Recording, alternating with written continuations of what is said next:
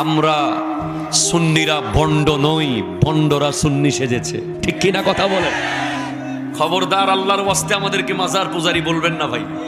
একদিন দেখান, আমি জয়নুল আবেদিনের গোটা জিন্দেগিতে আপনি একটা মিনিট দেখান যে আমি মাজারে গিয়ে কোনো অনৈতিক ইসলাম বিরোধী কাজ করেছি, দেখাতে আপনি পারবেন না।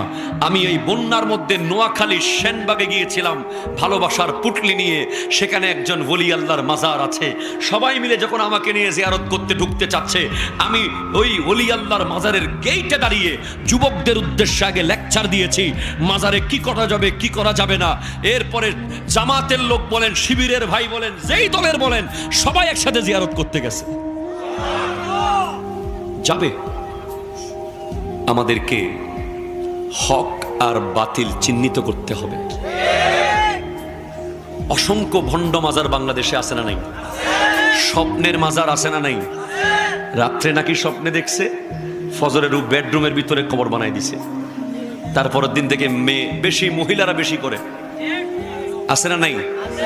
আপনারা আহলে সুন্নাত জামাতের যুবক ভাইয়েরা একসাথে মিলে এই ধরনের কোনো ভণ্ডামির খবর পেলে যাবেন, একবার বুঝাবেন, দুইবার বুঝাবেন, তিনবার বুঝাবেন, চতুর্থ বার অ্যাকশনে গেলে আমরাও সাথে থাকবো। ঠিক কিনা কথা বলেন?